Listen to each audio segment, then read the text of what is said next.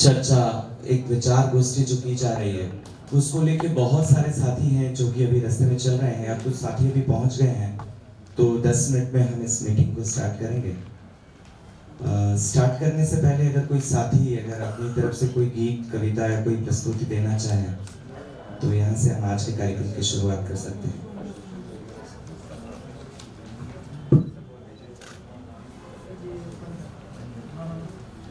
कोई भी साथी, जब कोई नहीं गाएगा तो मैं गाऊंगा।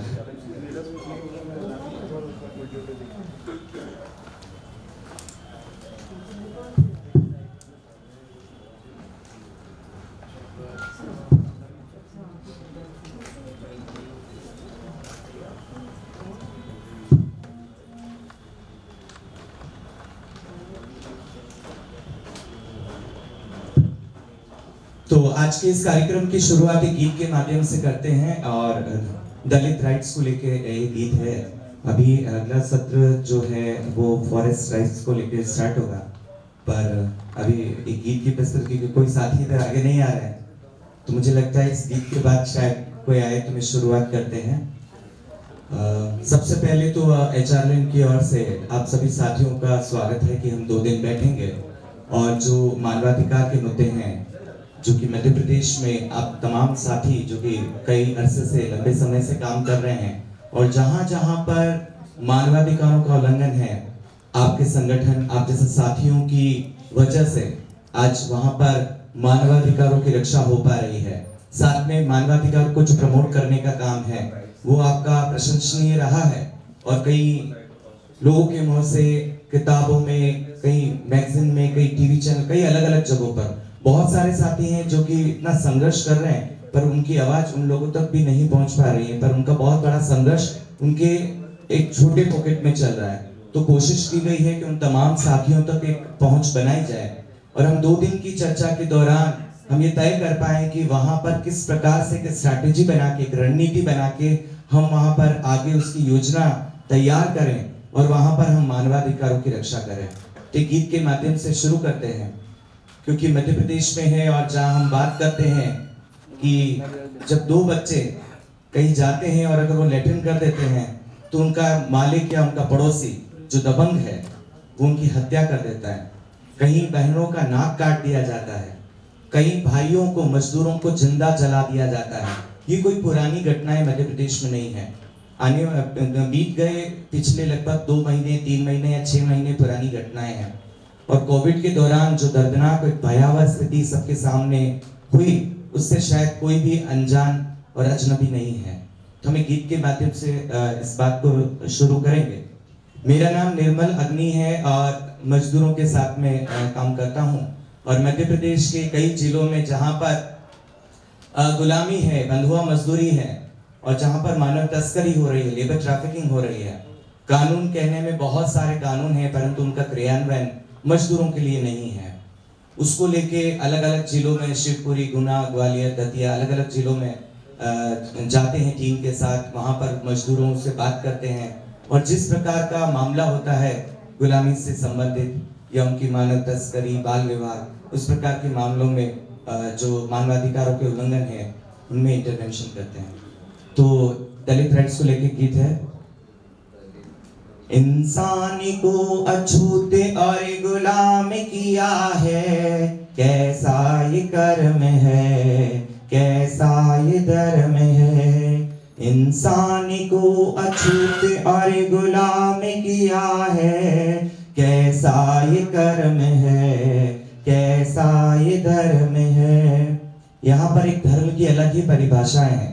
कई ऐसे राज्य हैं जहाँ पर धर्म इस बात की इजाजत देता है कि हाथ में तलवार लिए, कटार लिए वो नारे जय श्री राम के लगा देते और किसी को छुरा गोद देते हैं, परंतु असली मानवता का जो धर्म है वो कई पीछे छूट गया है।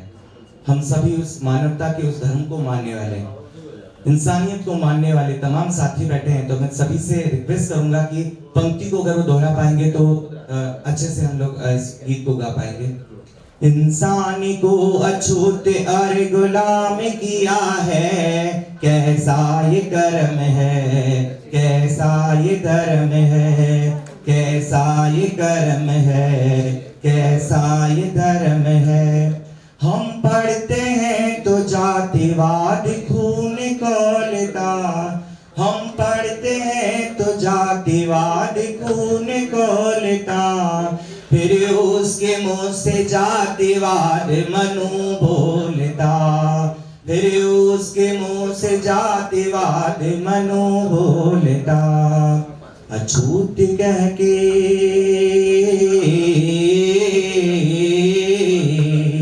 अछूत कह के सदियों से मार दिया है, कैसा ये कर्म है, कैसा ये धर्म है, कैसा ये कर्म है, कैसा ये धर्म है।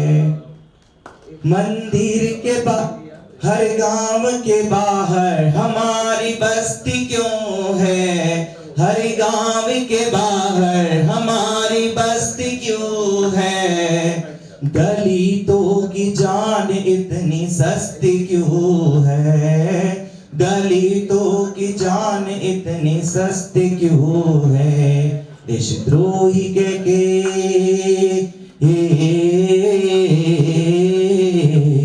देशद्रोही कह के सबका अपमान किया है, कैसा ये कर्म है, कैसा ये धर्म है, कैसा ये कर्म है, कैसा ये धर्म है। इंसान को अछूत और गुलाम किया है, कैसा ये कर्म है, कैसा ये धर्म है, कैसा ये कर्म है, कैसा ये धर्म है। पानी के लिए गांव में हम रोज ही पीते, पानी के लिए गांव में हम रोज ही पीते, मंदिर की सीढ़ी पर हमारे खून के छींटे, मंदिर की सीढ़ी पर हमारे खून के छींटे। जानवरों जैसा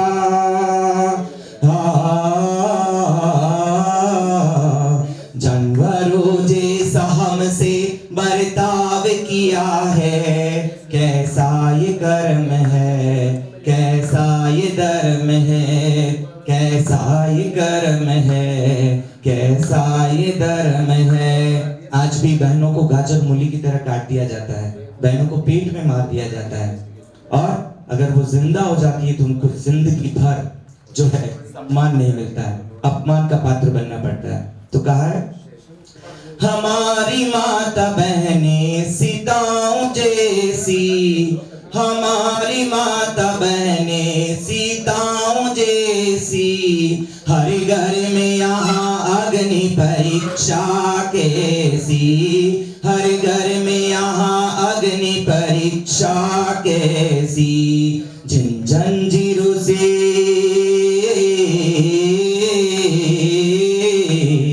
जिन जंजीरों से नारी को कैद किया है, कैसा ये कर्म है, कैसा ये धर्म है, कैसा ये कर्म है, कैसा ये धर्म है। इंसान को अछूत और गुलाम किया है, कैसा ये कर्म है, कैसा ये धर्म है, कैसा ये कर्म है, कैसा ये धर्म है। इनकलाब जिंदाबाद। सबकी आवाज नहीं आई, मास्क में तो पूरा आवाज दब गया। इनकलाब जिंदाबाद, मजदूर एकता जिंदाबाद, किसान एकता जिंदाबाद, महिला एकता जिंदाबाद, छात्र एकता जिंदाबाद, दलित आदिवासी एकता जिंदाबाद, ट्रांस एकता जिंदाबाद, हम सबकी ताकत जिंदाबाद। तो मुझे लगता है कि अब कार्यक्रम को विधिवत रूप से शुरू करें क्योंकि समय हो चुका है। तो अभी हम 2 दिन के लिए यहाँ पर चर्चा करेंगे। तो उसके लिए है कि जब भी हम लोग बाहर की तरफ जाते हैं तो वहाँ पर सैनिटाइजर रखा हुआ है, अगर आपको यूज करना है तो सैनिटाइजर यूज करें या फिर आप अपने सीट पर बैठें। और लंच का जो समय है वो 2 बजे का है, 4 बजे फिर टी ब्रेक है और शाम को हम लोग 6-7। नमस्कार, जिंदाबाद साथियों। आप सभी का HRLN की 2 दिवसीय राज्य स्तरीय बैठक में स्वागत है। मेरा नाम स्वप्निल है, मैं पेशे से वकील हूँ और ग्वालियर में मानवाधिकार का काम करता हूँ। आज हमारे बीच मध्य प्रदेश के विभिन्न जिलों कस्बों से अधिवक्ता और सामाजिक कार्यकर्ता पधारे हैं।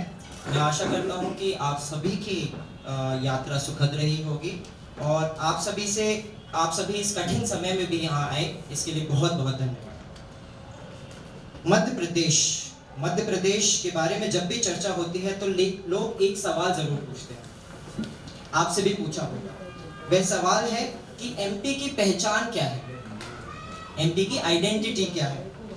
ना ही तो यहाँ पे एक भाषा बोली जाती है, गुजरात में लोग गुजराती बोलते हैं, राजस्थान में रेगिस्तान है, एक भौगोलिक पहचान है, उड़ीसा में उड़िया है, उड़ीसी है। मध्य प्रदेश में कोई पहचान एक नहीं है, पर मैं ऐसा नहीं मानता। मध्य प्रदेश की भी एक पहचान है। इस पहचान को समझने के लिए हमें पूर्ण भारत को देखना होगा। भारत में भी तो विभिन्न जातियां, विभिन्न भाषा बोलने वाले लोग हैं, विभिन्न धर्मों को मानने वाले लोग हैं। तो भारत की एकजुटता कैसे है? शायद हमें एकजुटता और बंधुत्व संविधान के मूल्यों से मिलती है। मध्य प्रदेश हमारे संविधान द्वारा स्थापित बंधुत्व का एक उदाहरण है। विभिन्न दिखने बोलने वाले लोग कैसे एक भौगोलिक क्षेत्र में मिलजुल कर रह सकते हैं। MP बंधुत्व के आधार पे पूरे देश के लिए मिसाल है और हमारी पहचान है बंधुत्व। पर मैं यहाँ पे MP की तारीफ के लिए नहीं, मध्य प्रदेश में भी है और मध्य प्रदेश में इन भेदभावों का एक प्रतीक और गढ़ है और हमें समय समय पर वह ये एहसास भी दिलाता रहता है। ये वही प्रदेश है जहाँ 2 दलित छोटे बच्चों को लाठियों से मार डाला गया था क्योंकि वो सड़क पर शौच कर रहे थे। ये वही प्रदेश है जहाँ बंधुआ बनाकर सालों तक मजदूरों से काम कराया जाता है, उनके साथ हिंसा की जाती है और फिर विरोध करने पे जिंदा जला दिया जाता है। ये वही प्रदेश है जहाँ हजारों गांवों को विस्थापित कर दिया जाता है कुछ चंद डैम्स के लिए और पुनर्वास भी नहीं किया जाता है। वन संरक्षण के नाम पे आदिवासियों को जंगल से बाहर निकाल दिया जाता है और दूसरी ओर निजी कंपनीज को जंगल के अंदर खुली छूट दे दी जाती है। ये हमारा मध्य प्रदेश है। आज की मीटिंग का टाइटल है defending the rights of marginalised in times of covid. Covid का इसमें बहुत ही बड़ा महत्व है। कोविड कब एक हेल्थ क्राइसिस से बढ़कर लाइवलीहुड क्राइसिस और फिर सर्वाइवल क्राइसिस बन गया, ये निम्न तबकों के लोगों को भली भांति एहसास हुआ। लॉकडाउन के बाद देश के विभिन्न जगहों पर अत्याचार और उत्पीड़न की खबरें आने लगी। न्याय के लिए लोग जाते भी तो कहाँ जाते? कोर्ट्स और जुडिशियल सिस्टम एक तरीके से ठप था। एक ऐसा गैप आ गया जिसे कम करना नामुमकिन सा होता दिखता गया। इस गैप को कम करने के लिए आप जैसे बुद्धिजीवी वकील और सामाजिक कार्यकर्ता का आने वाले समय में एक अहम भूमिका है। आने वाले 2 दिनों में हम मानव अधिकार के तमाम मुद्दों पर बातचीत करेंगे तथा इन मुद्दों को निपटने के लिए प्लान ऑफ एक्शन बनाएंगे। ये हमारी आगे की रणनीति कैसे होगी। यहाँ बैठे सभी वकीलों से मेरी एक प्रार्थना है, आप अगले 2 दिन में होने वाली चर्चा में को सुने और बातचीत और चर्चा में अपना योगदान दें, क्योंकि कानून को और वकालत को कोर्ट्स और चेंबर से हमें बाहर निकालना है और समाज तक पहुंचाना है। अत्याचार सहते समुदायों को कानूनी मदद करते हुए उनको न्याय दिलवाना है। आज ग्राउंड पर काम करके यदि अगर आप कोर्ट में कोई केस समझाते हैं तो उसका एक अलग ही महत्व होता है। चलिए इस चर्चा को आगे बढ़ाते हैं। मैं आमंत्रित करता हूं एडवोकेट शन्नो खान जी को, जो कि इंदौर में पदस्थ हैं और HRLN के साथ काम करते हैं। उन्हें जेंडर राइट्स और ट्रांस राइट्स पे बहुत ही अच्छा काम किया है और कोर्ट से बहुत ही फेवरेबल ऑर्डर्स लिए हैं। आगे के 2 दिन के उद्देश्यों को विस्तार से बताते हुए मैं आमंत्रित करूंगा एडवोकेट शन्नो खान की। मैम।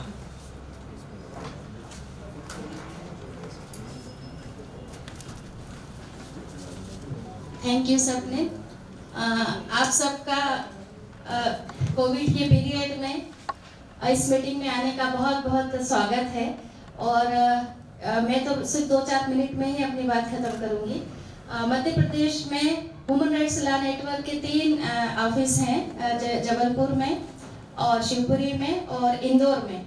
आप सब जो आज 10, 12, 15 करीब सामाजिक संगठन यहाँ पर उपस्थित हुए हैं और साथ में एडवोकेट भी हैं। 2 दिन में हम ये चाहेंगे कि जितने भी कुछ इश्यूज निकलते हैं और हम किस तरीके से आप सबकी मदद के साथ मध्य प्रदेश HRLN की तरफ से हम आगे बढ़ेंगे और केस लगाएंगे। और इससे पहले भी हम लगाते आ रहे हैं, मगर आप लोगों के सहयोग के बिना तो ये संभव नहीं होता है। और जैसे आप सबको पता है कि HRLN के पूरे भारत में 25 ऑफिस स्टेट है में काम चलता है और लगभग 200 एडवोकेट हैं जो इस सब के साथ आप लोगों के साथ सामाजिक संगठन के साथ मिलके पिटीशन PIL वगैरह लगाते हैं। तो आप सबका एक बार पुनः धन्यवाद। और मैं चाहूँगी कि जितने भी इश्यूज हैं अभी, राइट टू लेबर है, राइट टू फूड है, ट्रांसजेंडर का है, और वुमेन्स के वो है वायलेंस अगेंस्ट वुमेन, ये सब के मुद्दे हैं। पर्यावरण का भी मुद्दा है। इन सब का प्लान ऑफ एक्शन आप लोग के माइंड में जैसे आते जाएंगे कि क्या क्या समस्याएं हैं और हम लोग नोट करेंगे और आप भी हमारे साथ सहयोग करें। बस आप सबका एक बार पुनः धन्यवाद आने के लिए कि कोविड पीरियड में। मैं स्वप्निल से रिक्वेस्ट करूंगी कि आए और सब जो फर्स्ट सेशन है हमारा वो शुरुआत करें।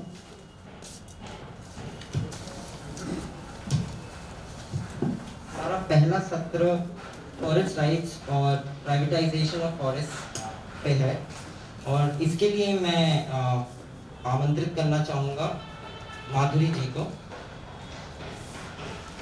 Advocate and activist Rahul Srivastava, Manas Ranjan ji जो कि HRLN से हैं, कृपया आएँ और यहाँ पे अपनी जगह ग्रहण करें, और वीरेंद्र दुबे जी को जो कि दमोह जिले से हमारे साथ आए हैं।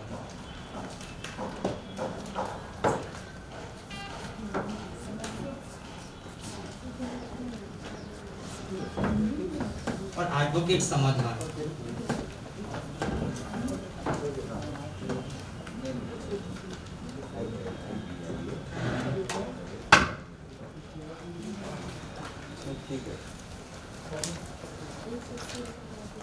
एक चेयर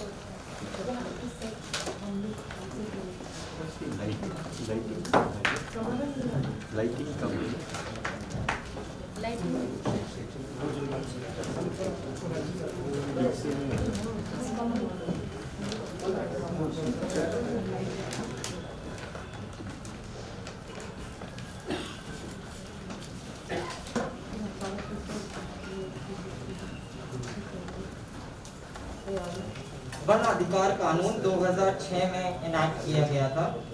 एक बहुत ही बड़ा संघर्ष रहा बहुत सालों का, और अंग्रेजों के बाद से जिस तरीके से अत्याचार जंगल में रहने वाले आदिवासियों पे होते रहे, उसके बाद आज़ादी के बाद भी वो चलते रहे। संघर्ष करना पड़ा लोगों को एक ऐसा कानून लाने के लिए जिसमें जंगल के अधिकार उनको दिए जाए। कानून आया 2006 में, परंतु उसका इम्प्लीमेंटेशन अभी 14 साल होने के बाद भी नहीं हुआ है। 2019 में सुप्रीम कोर्ट ने एक ऐसा जजमेंट पास किया, एक ऐसा ऑर्डर पास किया जिससे सब दिल में ला गए, सभी संगठन, सभी आदिवासी। उसमें ऐसा बोला गया कि जो फॉरेस्ट ड्वेलर्स हैं, जिनको अभी तक वन अधिकार में पट्टे नहीं दिए गए हैं, उनको अपने जंगलों से, अपने घरों से निकाल दिया जाए, उन्हें इविक्ट कर दिया जाए। काफी सामाजिक संगठन जो कि वन अधिकार पे काम करते हैं, उन लोगों ने इसका विरोध किया। सरकार को उनकी बात माननी पड़ी और स्टे ऑर्डर मिला।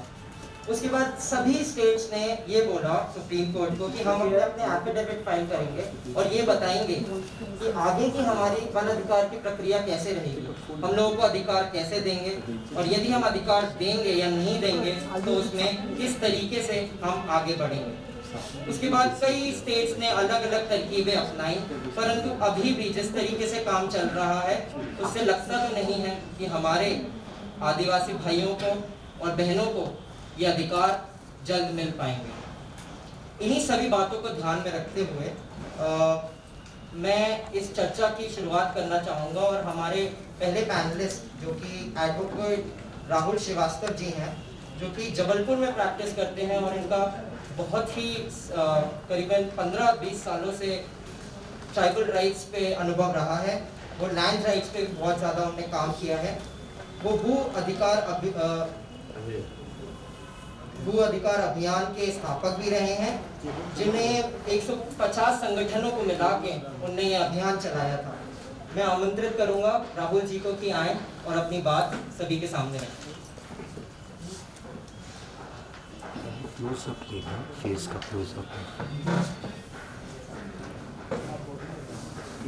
जिंदाबाद साथियों, जैसा कि आप सबको पता है, तो मैं एचआरलिन टीम को पूरी धन्यवाद देता हूँ और कॉलिन को स्पेशली कि इस पूरी जो प्रक्रियाएं चल रही हैं अभी कोविड के दौरान और फिजिकल मीटिंग संभव नहीं है। मुझे लग रहा है मध्य प्रदेश में ये काफ़ी समय मतलब कोविड मार्च से बाद अभी पहली फिजिकल मीटिंग संभव हुई है और उसके लिए पूरी टीम को कॉलिन को बहुत बहुत धन्यवाद।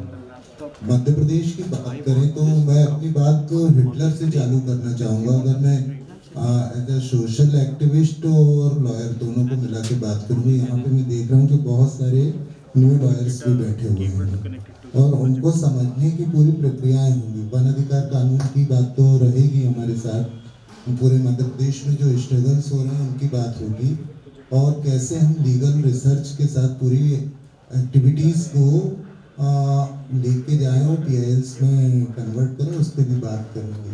लेकिन बात सबसे पहले हिटलर की कि हिटलर ने आखिर क्या किया। हिटलर बेसिकली पूरा उसने तानाशाह था और अभी हमारे बीच में क्या हो रहा है ये हम सब भली बातें जानते हैं। तमाम तरह के कानून आ रहे हैं और आपदा को जो अवसर बनाने की पूरी प्रक्रियाएं चल रही हैं, चाहे अभी फॉर्म लॉ की बात करें या और भी जितने ऑर्डिनेंस आए हैं। तो इसके पहले मध्य प्रदेश में पूरे वनों के निजीकरण की प्रक्रियाओं को चलाने 20 अक्टूबर का PCCF का ऑर्डर था, जो कि एग्जीक्यूटिव ऑर्डर था। उन्होंने सर सैम्पलिंग की, कैंपा कानून से रिलेटेड बात हो। तो देश कहाँ जा रहा है, सबसे बड़ी चिंता की बात तो यह है। और जब देश जाता है तो फिर देश को बचाने का पूरा काम न्यायपालिका का और हमारे जैसे साथियों का होता है। तो वो किस प्रकार की प्रक्रियाओं को लेके जाएंगे और उसमें हमारा संविधान क्या प्रोविजंस देता है, उसको हमको समझना होगा। और मैं बड़े दुर्भाग्य से कहूँगा, खासकर मध्य प्रदेश में जो पार्ट 4 की बात होती है, जहाँ पे लोक कल्याण की बात है, गैर बराबरी को ख़त्म करने की बात है, ह्यूमन राइट्स को इस्टेब्लिश करने की बात है, उसको लॉ कॉलेज में पढ़ाया भी नहीं जाता, खासकर मध्य प्रदेश में पार्ट 4 पे। और लॉयर तो हमारे बिल्कुल भी नहीं पढ़ते, क्योंकि वो फंडामेंटल राइट्स के साथ जुड़ा ही मामला नहीं दिखता, उनको पैसा नहीं दिखता। तो मेरे जो यंग लॉयर्स हैं, अगर वो ह्यूमन राइट्स में काम करने का सोचते हैं तो पार्ट 4 को जरूर पढ़ें, जो कि प्रिंसिपल है, डायरेक्टिव प्रिंसिपल हैं, राज्य के नीति निर्देशक तत्व कैसी राज्य व्यवस्था बनाएगा, क्योंकि वो वहीं से पूरी प्रक्रियाएं चालू होती हैं, नीतियाँ चालू होती हैं और नीतियों के अकॉर्डिंग पूरे लॉ बनना चालू होते हैं। अभी स्वप्निल बोल रहे थे कि सही आदिवासियों के साथ ऐतिहासिक अन्याय हुआ और उसकी क्षतिपूर्ति के लिए वन अधिकार मान्यता कानून आया। तो ये ऐतिहासिक अन्याय को समझे बिना हम कानून को नहीं समझ सकते। तो पहले आपको समझना पड़ेगा कि ऐतिहासिक अन्याय है क्या। तो उसके लिए हमको कहाँ पे जाना पड़ेगा, आपकी काफी पीछे अंग्रेजों के शासनकाल या उसके पहले औपनिवेशिक काल के पहले कि क्या आदिवासी गुलाम था। बड़ा प्रश्न ये है, क्योंकि ऐतिहासिक अन्याय किसके लिए हुआ, क्या जल जंगल जमीन का केवल मामला है? मैं मानता हूँ उसके साथ आदिवासी संस्कृति का मामला है, उनकी पहचान का मामला है। जब हम संविधान की 5वीं और 6वीं अनुसूची की बात करते हैं जो कि उनको संरक्षण प्रदान करता है, पार्ट 10 की बात करते हैं जहाँ पे पूरी प्रक्रियाओं को चलाने की बात है, पैसा कानून की बात है, शेड्यूल एरिया में मतलब 5वीं अनुसूची और पैसा कानून को किस प्रकार से इम्प्लीमेंट करें, क्योंकि वो पैसा कानून जो 96 में आया और आज बी.डी. शर्मा जी हमारे बीच नहीं है और उनकी बड़ी भूमिकाएं रही इस पूरे कानून को लाने में, उनको नमन करते हुए और याद करते हुए मुझे लगता है कि मध्य प्रदेश में पैसा कानून को जरूर हमको देखना पड़ेगा और उसके साथ साथ पूरे वनों के निजीकरण की प्रक्रिया के पूर्व एफआरए के सेटलमेंट को समझना पड़ेगा। अब कोई पूछता है, जब हम क्वेश्चन आंसर आवर में जाएंगे, अगर आप लोग के प्रश्न होंगे तो हम इस पर और विस्तार से चर्चा करेंगे। तो समस्या ये है कि क्या हो रहा है और क्यों हो रहा है। अगर हम व्यवस्था को नहीं समझेंगे, आज कितने लॉयर्स हैं जो डिस्ट्रिक्ट एडमिनिस्ट्रेशन को समझते हैं, जिला स्तर पे क्या होता है, तहसील स्तर पे क्या होता है, गांव स्तर पे पटवारी क्या होता है। गांव के लिए तो पटवारी ही बहुत बड़ी चीज हो जाती है। और अभी तो पंचायती राज व्यवस्था जिसका हमने सत्ता का विकेंद्रीकरण किया था, उस विकेंद्रीकरण में तो सरपंच और सचिव पूरे उसके दोहन के अड्डे बन गए हैं और सत्ता उस प्रकार चला रही है उनको कि बस आप फूट डालो, राज करो की नीति बस छोड़ दो, बाकी परिवारवाद को पूरा बढ़ावा दे रहे हैं। तो फिर वहाँ पे महिलाओं की और बाकी चीज़ों को तो मुझे लग रहा है कि एज ए लॉयर, खासकर कुछ लॉयर्स हमारे डिस्ट्रिक्ट लेवल पे प्रैक्टिस चालू करते हैं, कुछ तहसील स्तर पे, तो उनको वो समझना पड़ेगा व्यवस्थाएं क्या हैं। अगर हम सीधे पीआईएल्स पे या इस पे जाने की कोशिश करते हैं तो हमारी अंडरस्टैंडिंग ऊपर स्तर पे, एकेडमिक स्तर पे बहुत अच्छी होती है, लेकिन ग्राउंड स्तर पे क्या हो रहा है हमको पता ही नहीं है। लोग लड़ रहे हैं, लोग संघर्ष कर रहे हैं। मध्य प्रदेश संघर्षों की भी धरती है। हमारे यहाँ पर साथी बैठे हुए हैं, माधुरी बहन बैठी हैं जो लगातार संघर्ष कर रहे हैं और अभी इस कोविड के दौरान भी वहाँ पे उनके बेदखली का मामला पूरा जा रहा है। माधुरी बहन उस पर बात रखेंगी आगे। हमारे साथी विजय भाई बैठे हैं, पूरे किसान आंदोलन और जो आज में उनको गिरफ्तार किया गया। क्या बोलने की, अभिव्यक्ति की आजादी खत्म हो गई? आर्टिकल 19 का क्या होगा? स्वतंत्रता की अभिव्यक्ति का क्या होगा? ऐसे तमाम प्रश्न हैं जो पूरी इस प्रक्रिया को समझने की जरूरी है। अगर आपको नीतियों पे काम करना है, क्योंकि नीतियों के बाद यहाँ पे निर्मल भाई बैठे हैं, वहाँ पे भिंड और ग्वालियर दतिया अंचल में तो इतनी दबंगाई है कि ये कैसे निकालते हैं, कैसे काम कर रहे हैं बॉन्डेड लेबर पे। ईट भट्टों पे आप जाइए, तमाम तरह के वहाँ पे पड़े हुए हैं और वहाँ पे तो ये होता है कि गड़ा दिया जाता है। जो मैंने अपना फील्ड अनुभव में देखा, वहाँ पे तो लोग जाने की बात करते तो उनका पता ही नहीं चलता, ईट भट्टों के साथ आदमी जल जाते हैं। तो प्रक्रियाएं बड़ी हैं, तमाम तरह के प्रश्न हैं और सवाल भी हैं और हमको स्टूडेंट्स पहले समझना होगा ग्राउंड रियलिटी से और पूरा कि कहाँ से स्टार्ट करें। अगर हम मध्य प्रदेश की बात करते हैं नए स्टूडेंट्स के लिए, देखो मध्य प्रदेश में अगर हम केवल ट्राइब्स की बात करते हैं तो आपको पता है 20% पॉपुलेशन मध्य प्रदेश की ट्राइबल है, मतलब हर 5वां व्यक्ति मध्य प्रदेश में आदिवासी है और ये वोट बैंक की राजनीति का हिस्सा भी है। 15% हमारे एससी अनुसूचित जनजाति के और जाति को मिला ले तो टोटल 35% ऑफ वोट होते हैं। आपने सुना होगा, निर्मल भाई अच्छे से जानते हैं, समाधान माधुरी बहन जानती है कि भोपाल डिक्लेरेशन आया था मध्य प्रदेश में दलित एजेंडे के नाम पे। उसका हर्ष क्या हुआ किसी को नहीं पता। हमने अभी कैंपेन की बात की तो हमने मध्य प्रदेश के करीब 150 संगठन के लोगों को जोड़ा, जिसमें एक्टिविस्ट भी थे, लॉयर्स भी थे। हम लोग ने गांव-गांव बैठ के की, वहाँ पर बहुत सारा माधुरी बहन, समाधान, वीरेंद्र, यहाँ विजय भाई और भी बहुत सारे साथी यहाँ पे गवाह हैं उस बात के। तो उसके इम्प्लीमेंटेशन का स्टेटस तो केवल ये पता चला कि केवल 20% लोगों को ही पता था और जो वो 20% थे वो बहुत दबंग लोग थे। भोपाल डिक्लेरेशन किताबों में पढ़ा, धूल खा रहा था, हमने उसको निकाला, उस पर लोगों की बात की, राय शुमारी की। लोगों ने कहा हमको तो पता ही नहीं कि हमको ये दलित एजेंडे के तहत जमीन मिली, हालांकि वो पॉलिटिकल एजेंडा था, उसको समझना होगा। फिर हमने उस पर छोटे छोटे रिसर्च पेपर लिखे, भोपाल डिक्लेरेशन के नाम से एक छोटी किताब भी लिखी। हमारे समाधान, वीरेंद्र और बहुत सारे साथी गांव-गांव जाके माधुरी बहन हमारी उसकी गवाह है, जब हमने बड़ा सम्मेलन किए मध्य प्रदेश में और वहाँ से आवाज़ उठी, तो केवल आपको लीगल और पॉलिसीज को एनालिसिस करते हुए फिर हमने आखिरी में क्या हुआ, लोगों को पता नहीं था, लोगों के दावे लगवाए, प्रक्रियाएं चलाई और मुझे लगता है करीब 8 से 9 हज़ार लोगों को इस प्रक्रिया के दौरान उनकी ज़मीनें वापस मिली। लेकिन फिर भी बहुत सारी चीज़ें बाकी, तो हमने सुबह हाईकोर्ट जबलपुर में एक पिटीशन लगाई है, जो पिटीशन भू अधिकार अभियान की तरफ से मैंने और हमारे सब साथी जो मध्य प्रदेश में संगठन में हमने वो पिटीशन लगाई। अभी वो पिटीशन पेंडिंग है। मध्य प्रदेश के पीएस का कहना था, उन्होंने जवाब दिया कि 2005 में प्रक्रिया खत्म हो गई थी। तो भाई 2002 से 5 के बीच में जो पट्टे बांटे उनका रिकॉर्ड कहाँ है? 37 करोड़ 50 लाख रुपए का हिसाब कहाँ है? ग्रेजिंग लैंड का पूरा मामला इस पे है, वो पिटीशन अभी भी लाइव है। तो मैं केवल ये कह रहा हूँ कि आपको समझना पड़ेगा, मध्य प्रदेश में 46 ट्राइब्स है। 46 ट्राइब्स में आपका सहरिया है जो पूरा कुपोषण पे, यहाँ पे नमराजी जी बैठे हैं जो उस इलाके में कुपोषण पे काम कर रहे हैं। 3 पीपीटी जी हैं, बैगा, भारिया और सहरिया, साथ में कोरकू है। यहाँ प्रकाश जी बैठे हैं। कोरकू कम्युनिटी में क्या स्थिति है? मतलब हमको देखना होगा, चीजों को समझना पड़ेगा। तो आपसे मेरा रिक्वेस्ट रहेगा कि आप जाइए और वहां पे उनके साथ एक दिन आइए, तो आपको पता चलेगा कि उनका दुख क्या है, उनकी भूख क्या है। शहरिया में कुपोषण, मध्य प्रदेश बाल कुपोषण के मामले में अव्वल स्टेट है। अगर आप न्यूट्रिशंस को लेके और इसकी लॉ और पॉलिसीज को आपको देखना पड़ेगा, समझना पड़ेगा, और नहीं है तो फिर हमको पार्ट 4 देखना पड़ेगा, आर्टिकल 39 देखना पड़ेगा, जहाँ इक्वालिटी की बात है। गैर बराबरी समाप्त करने की राज्य की जिम्मेदारी है, और अगर राज्य ऐसा नहीं करता तो हम क्या करें? तो जुडिशियल फॉर्म में जाना पड़ेगा, लीगल फाइट करना पड़ेगा। तो हमको देखना होगा, समझना होगा। प्रक्रियाएं इतनी फैली हुई हैं कि आप केवल ह्यूमन राइट्स, ये सभी ह्यूमन राइट्स हैं।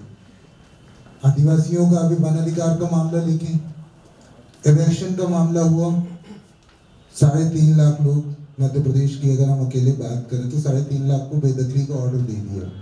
अभी स्वप्निल ने एक डेटा निकाला था 30 जून का 2020 का एफआरए का, उनका वो डेटा जो है पूरा, और आप वो इलेक्शन की डेट का डेटा देखिए, सर्टिफाइड कॉपी है, स्वप्निल साहब उपलब्ध करा देंगे कि सेम है कि जो रिजेक्शन बीजेपी सरकार में थे उन्होंने एज इट इज कर दिया कि हमने इसको सेटलमेंट कर दिया, और निरस्त दावों की संख्या कुछ चंद है, अमान्य दावे वही है 3 लाख। मतलब एक गवर्नमेंट आती है और पूरे पॉलिटिकल चीजें बदल जाती हैं, वो मानती है कि हाँ हमारे साथ ये गड़बड़ हुआ, हमने इसको इम्प्लीमेंट नहीं किया, लेकिन फिर से जब सत्ता परिवर्तन होता है तो फिर गवर्नमेंट वही डाटा जारी करती है। तो इन आंकड़ों की सच्चाई को जानना होगा, और वहां पे हमको सुप्रीम कोर्ट में बताना होगा जो इलेक्शन की पिटीशन लगी हुई है कि भाई ये डेटा सही है या डेटा सही है। अगर एक गवर्नमेंट पहले कह रही है तो फिर उसने 20 साल में क्या किया? टीएसपी की कोई बात नहीं करता, ट्राइबल सब प्लान का पैसा कहाँ जा रहा है, कितना आ रहा है। यहाँ पे बहुत ही मेहनत करके हमने पॉलिटिकल अवेयरनेस की समाधान उसमें लीड भूमिका में थे। पूरे मध्य प्रदेश में पॉलिटिकल अवेयरनेस की पूरे ट्राइबल्स विधायकों को बढ़ाया, एक साथ बिठाया, और वहां पर ये निकल के आया कि टीएसपी का वो नहीं है, तो फिर वो वहां पे गठित हुआ। लेकिन फिर वही इलेक्शन आज क्या है, पैसा कहाँ है? कुछ एक डेटा निकाले थे पहले हमने, तो 6000 करोड़ रुपए तो शायद कुंभ में चले गए थे उज्जैन की। उसके बाद में मतलब मुझे ये ट्रैक करने की जरूरत है कि कहाँ पे है। कुछ आंकड़ों को देखना पड़ेगा, समझना पड़ेगा कि प्रक्रियाएं कहाँ चल रही है। कानून बहुत विस्तारित है, बहुत सारी चीजों को समझना होगा। ट्राइबल की कल्चर की बात करें, पैसा कानून में परंपराओं को मान्यता दी है। हमने एक आरटीआई लगाई कि मध्य प्रदेश में पैसा के रूल्स नहीं है, स्पेसिफिक रूल नहीं है, तो उन्होंने कहा नहीं वो तो हमने इस पे पंचायती राज का एक्सटेंशन है पैसा, और हमने 6 एक्ट जो रिलेवेंट एक्ट है हमने उसमें संशोधन कर दिए, जिसमें 3 में हमने कर दिया और 3 अभी हैं, जिसमें एक्साइज एक्ट है, लैंड रेवेन्यू और पंचायत एक्ट है। बाकी अब आप बाकी स्टेट में जो पैसा के रूल्स बने हैं तो क्या वो कॉन्स्टिट्यूशनल नहीं है? आप स्पेसिफिक रूल क्यों नहीं बनाते? क्योंकि एक्ट तो होता है, रूल्स उसका इम्प्लीमेंटेशन पार्ट होता है। जब एक्ट तो बना दिए लेकिन इम्प्लीमेंटिंग का कुछ है ही नहीं, तो प्रशासन या एग्जीक्यूटिव बॉडी कैसे क्या काम करेगी? उनके पास जाओ, बोले हमारे पास तो कोई नियम ही नहीं है, तो हम बताते हैं कि ये ऐसा नियम है। तो हमको देखना पड़ेगा, समझना पड़ेगा। मध्य प्रदेश संघर्षों की जमीन भी है, यहाँ पे पैसा कानून और कानूनों की अवहेलना का बराबर ये प्रक्रियाएं चलती रहती हैं। न्यूक्लियर पावर प्लांट का आप सबने सुना होगा, मध्य प्रदेश में छोटा न्यूक्लियर पावर प्लांट, वहां पे ग्राम सभा है। ग्राम सभा का नाम कुंडा, काटीघाट और चुटका, ये तीनों को मिला के एक बना है जहाँ पे डिस्प्लेसमेंट होना है। वहां की ग्राम सभा ने 29 विषयों पर अपना एक वो लिखा कि हम इन शर्तों, और वो पैसा एरिया मंडला का, जहाँ पे ग्राम सभा सर्वोच्च है। अगर ग्राम सभा संवैधानिक इकाई है तो उसकी मान्यता का क्या मायने रखता है? अगर उसने कोई प्रस्ताव दिया या आदेश दिया तो उसका पालन होना नहीं चाहिए कि होना चाहिए? तो इसको लेके हमको समझना पड़ेगा और इस पर चैलेंज करना पड़ेगा। अगर कोई भी इकाई संविधान ने दिया है 2/3 बहुमत से कि ग्राम सभा संवैधानिक इकाई है, तो उसके प्रस्ताव की क्या वैल्यू है? क्या कलेक्टर उसको खारिज कर देगा? तमाम तरह की प्रक्रियाएं चली, लोगों ने विरोध किया, आज भी जारी है। उनका विरोध न्यूक्लियर पावर प्लांट को लेके तो है, नर्मदा के अस्तित्व को लेके भी है। तो नर्मदा को समझने के लिए हमको देखना पड़ेगा कि नर्मदा के क्या है, एनवायरमेंटल एक्ट क्या कहता है। एनवायरमेंटल एक्ट को समझना पड़ेगा कि केवल नर्मदा यहाँ पर केवल अस्तित्व की बात नहीं, नर्मदा तो एकमात्र हिंदुस्तान की नदी है जिसकी परिक्रमा की जाती है, आस्था से जुड़ा मामला भी है। और नर्मदा सबसे बड़ी, नर्मदा को जो अलग नदियों से अलग करती है वो नर्मदा पहाड़ की नदी है। गंगा और यमुना ये तो ग्लेशियर्स की नदी है, लेकिन नर्मदा पहाड़ है, मतलब आप जंगल जुड़ा हुआ है उससे। और जब जंगल ही नहीं रहेगा तो नर्मदा के अस्तित्व का क्या होगा? एनवायरमेंटल एक्ट को देखना पड़ेगा, पॉलिसीज को देखना पड़ेगा। अब वन नीति आई, अभी जो 20 अक्टूबर का ऑर्डर आया, इंडियन फॉरेस्ट नीति क्या है, अकॉर्डिंग आया क्या? ये बड़ा प्रश्न है। 1980 में बनाया उन्होंने, फिर अमेंडमेंट लेके आए। तो ऐसे तमाम तरह के चीज़ों को पढ़ना पड़ेगा, समझना पड़ेगा, फिर आप एक तैयारी के साथ न्यायालय में जाएंगे, फिर वहाँ पे आप लोगों से बात करेंगे, चीज़ों को, प्रक्रियाओं को बढ़ाएंगे, तब आप लेके जाएंगे। तो मुझे लगता है ऐसी बहुत सारी बातें हैं और शायद हम लोग 2 दिन साथ में हैं और भी बात करेंगे। शायद मेरा टाइम यहीं तक था। तो बहुत सारी चीजें यहाँ पे, हर साथी के पास अपनी कहानी है, हर साथी का अपना एक संघर्ष है। तो हम लोग आगे और जुड़ेंगे, और किसी को प्रश्न वगैरह है तो अभी, या फिर जैसा हमारे ऑर्गेनाइजर डिसाइड करते तो हाँ, यदि कोई प्रश्न है तो अभी आप ले लें या अभी आप बता दें कोई। ये एक चर्चा है तो आप लोग सवाल पूछ सकते हैं, अपने कमेंट्स रख सकते हैं, नहीं तो ये वन वे स्ट्रीट अच्छा नहीं रहेगा। आप लोग भी थोड़ी वन लैब के माध्यम से फीड कराए गए थे। आज वर्तमान में यदि हम अपने दमोह जिले का आंकड़ा आपके सामने रख दें तो हमारे यहाँ जो सरकार के लिए हम लोगों ने 18,000 दावे दमोह जिले के अंदर वन लैब के माध्यम से हम लोगों ने कराए थे। लेकिन सरकार ने वहाँ पे कलेक्टर साहब ने बोला कि जो आपकी जो पिछली अमान्य दावेदारों की सूची थी वो आपके यहाँ 9,500 की थी। जो आपके जो दावे जो अतिरिक्त भर गए हैं ये नवीन दावे हैं और नवीन दावे अब इसमें एक्सेप्ट नहीं होंगे। पहले जो अमान्य दावे हैं उन पर विचार किया जाएगा, उसके बाद जब कुछ सेटल हो जाएगा उसके बाद उन पर विचार किया जाएगा। यानी सरकार की स्पष्ट नीति है कि हमें सिर्फ आपको आंकड़ों में, कानून के प्रावधानों में आपको लगातार घुमा घुमा के और आपके लिए हमें उसमें परेशान करना है।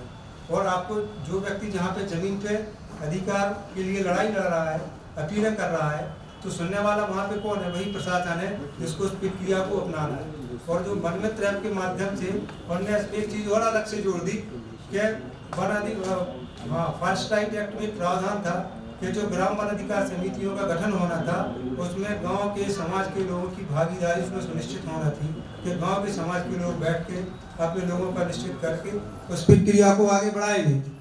लेकिन सरकार ने अभी पिछली बार जब ग्राम वन अधिकार समितियों का गठन किया तो उसमें जो गांव के किसानों को, जंगल में रहने वाले वाली समाजों को जो लूटने का काम करते हैं, जिनका लंबे समय से शोषण करते चले आ रहे थे, चाहे वो वन विभाग का गीत गार्ड हो, पटवारी हो, चाहे ग्राम पंचायत का सचिव हो, उसको ग्राम वन अधिकार समिति में एक सामान्य सदस्य की श्रेणी में लाके रख दिया। और जो लोगों ने पुनः अमानत दावों के दावे किए हैं, आज उनकी स्थिति जस की तस बनी हुई है। हमारा ये पूरी कहानी सुनाने का उद्देश्य ये है कि वर्तमान में वन अधिकार कानून देश का सबसे पहला ऐसा कानून है कि जो दूरस्थ वनों में रहने वाली समाज है, उनके हक अधिकारों को लेकर ये कानून बना था। लेकिन आज भी इस कानून का अमल पूरी तरह से जमीनी स्तर पे नहीं उतरा है। और अभी पिछले 4-5 महीने पहले आप लोगों ने अखबारों में सुना होगा कि मध्य प्रदेश के 37.5 लाख हेक्टेयर जंगल वनों के निजीकरण के लिए दिए जा रहे हैं। कि जो जंगल हैं वो उन पर जाके प्राइवेट कंपनियां आएगी और उस पर जाके वो अपना जंगल लगाएंगी और वनों का संरक्षण करेंगी। तो एक तरफ वन अधिकार कानून जंगल में रहने वाली समाज को जंगल पे अधिकार देने की बात करता है, और एक तरफ वही सरकार जंगल पे निजीकरण की बात करके और जंगलों में रहने वाली समाज को वहाँ से बेदखल के लिए काम करता है। इसका पूरा उदाहरण ये है कि जब वनों का निजीकरण को लेके जब पूरा मसौदा तैयार हुआ, तो मध्य प्रदेश के प्रमुख सचिव द्वारा समस्त जिलों के डीएफओ के लिए एक पत्र जारी किया गया। और उस पत्र में किया गया कि आप अपने जिले के जितने वन परिक्षेत्र हैं, उन वन परिक्षेत्रों में जाकर ऐसे वन खंडों का चयन करें जहाँ पे माने के उन जमीनों को माने के निजीकरण के लिए उद्योगपतियों को दी जा सके।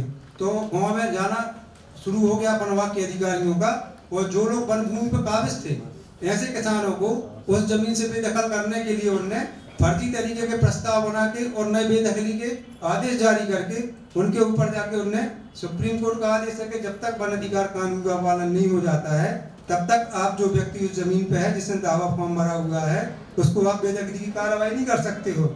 लेकिन यही अभी देखने को मिला कि लोगों के प्रक्रिया चल रही है दावों की अधिकार पत्र प्रदान करने के लिए, और सरकार वन विभाग द्वारा लगातार बेदखली की कार्रवाई कर उनके ऊपर फर्जी सन 1927 वन कानून के अपराध के तहत उनके ऊपर वन अपराध के केस बनाकर और उस जमीन से बेदखल करने की कार्रवाई लगातार कर रही है।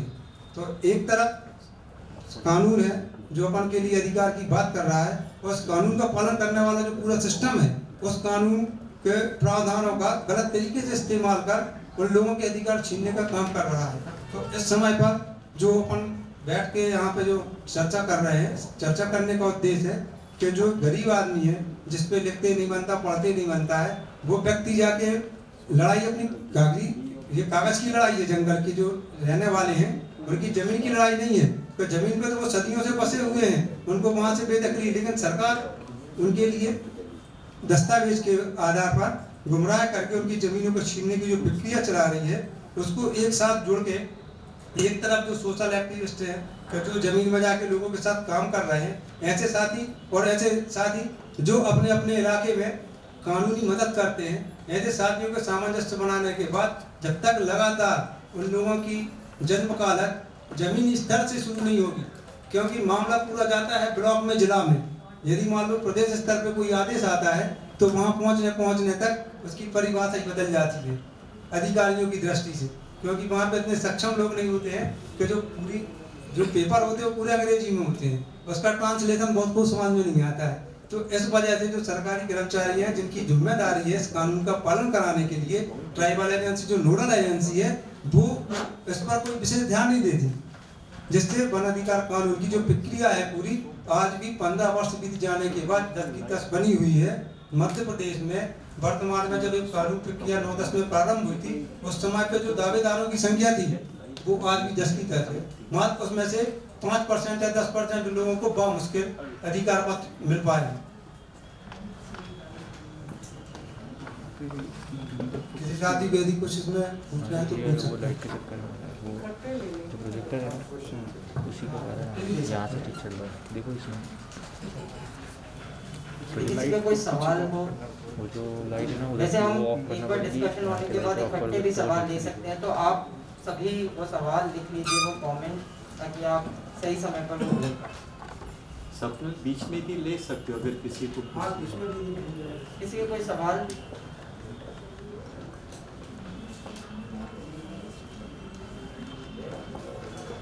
इसमें कितने फॉरेस्ट वाले प्रैक्टिसिंग लॉयर्स यहाँ पे कितने हैं, एक बार आप बताएं। और वन अधिकार के कानून के बारे में किस किसने पहले सुना है या काम किया है? तो ये काफ़ी एक नया कानून है आप सभी के लिए। कोशिश रहेगी कहीं सेशन में ना थोड़ा सा मैं वन अधिकार कानून के बारे बता देंगे बीच में, अगर कहीं डिस्कशन या वो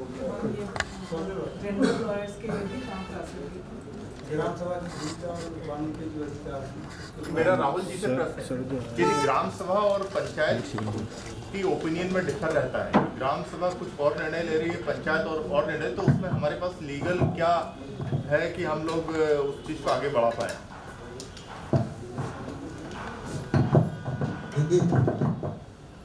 जब हम पंचायती राज एक्ट को देखते हैं तो 73 अमेंडमेंट को देखना चाहिए हमको, जिसमें ग्राम सभा एक संवैधानिक इकाई है और वो ये डिफाइन करती है कि ग्राम सभा मिलके किसके बन रही है, गांव के मतदाताओं से जो मतदाता सूची में है। और दूसरी बात जो सबसे महत्वपूर्ण है, पंचायत उसकी एग्जीक्यूटिव बॉडी है। जैसे शासन और प्रशासन होता है, तो जो शासन होता है वो नीतियां, नियंत्रण और बाकी कानून को बनाता है, और जो प्रशासनिक व्यवस्था होती है वो उसको इम्प्लीमेंट करने का काम करती है, वो अपने मन से कुछ नहीं कर सकती।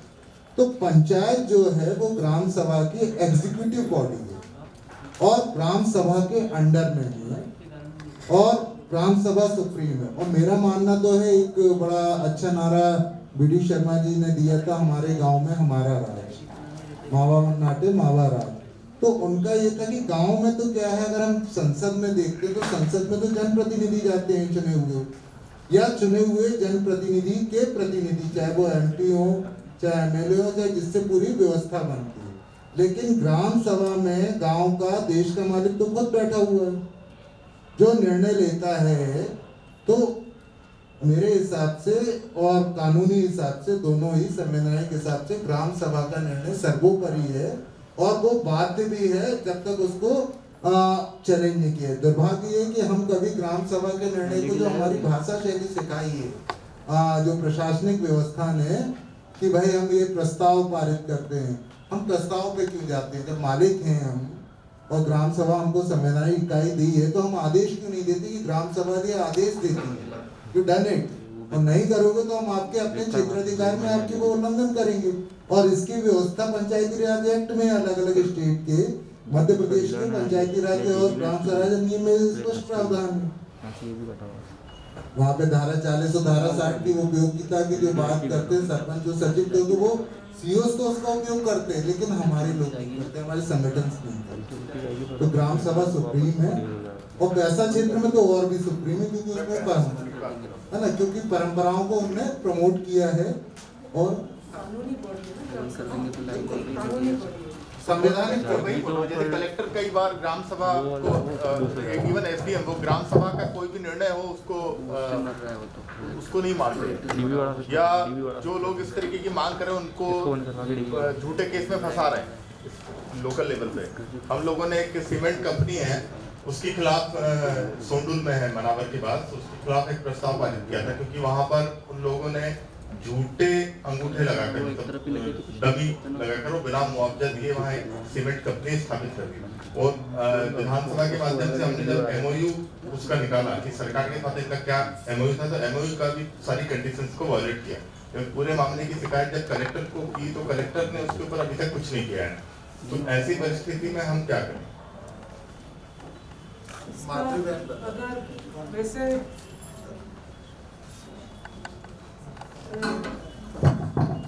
आप लैंड एक्विजिशन की बात कर रहे हैं, मैं एक्चुअली वहीं से बात करती हूँ, मेरा नंबर है क्या, तो मैं आप वहीं आ रहे ये समाधान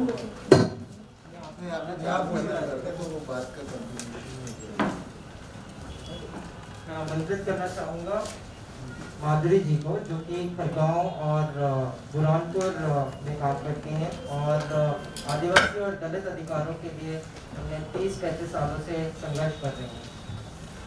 माधुरी बहन जोड़ रही हैं उस प्रश्न को। हाँ, उसी से शुरू कर देते हैं। हाँ।